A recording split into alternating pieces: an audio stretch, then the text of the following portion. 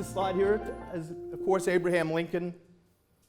And this is the last line of the Gettysburg Address. And he says, "The government of the people, by the people, for the people shall not perish from the earth."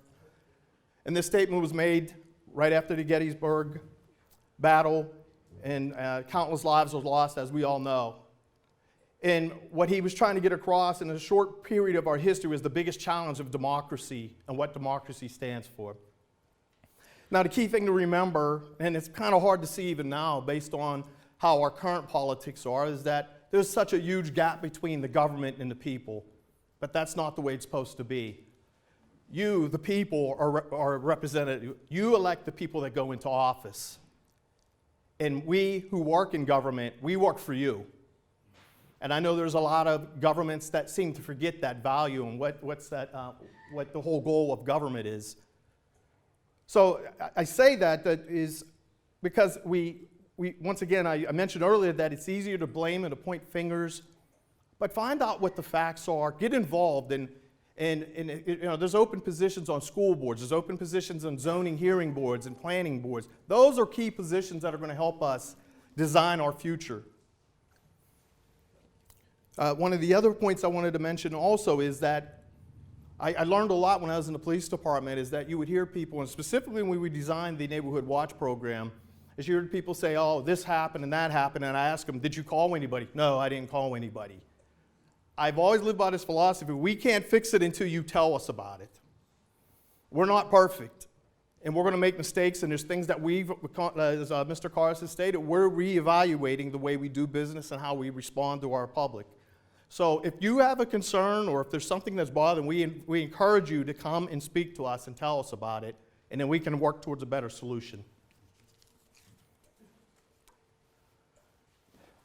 This three-legged stool was designed originally by Peter Drucker, who was a business management expert. And basically, all that is and it's a good visual representation of what a healthy community is supposed to look like. If you notice that there's three stools there, and with three legs actually. But basically, to have a balanced community, there needs to be cooperation, and there needs to be one leg can't be longer than the other. And this is pretty much what the essence of what we're going to be talking about here in the next couple weeks in regards to how all those partnerships, why are they so important between the churches and between the government, between the business, between the nonprofits. One of the things I found when we came here, we were a little bit out of balance on a lot of those. And I found also that a lot of times there was a lot of people that weren't from Beaver Falls that were dictating what was going to take place in Beaver Falls.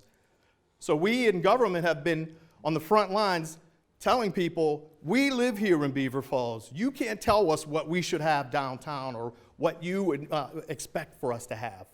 We want to design our own strategy moving forward. Once again, it's all about maintaining a healthy, well-balanced community. Go ahead, please. One of my favorite scriptures that I've always loved, that I study in regards to leadership and about cooperation, is found in the book of Nehemiah. And just the long story short of that is Nehemiah was tasked with rebuilding the wall.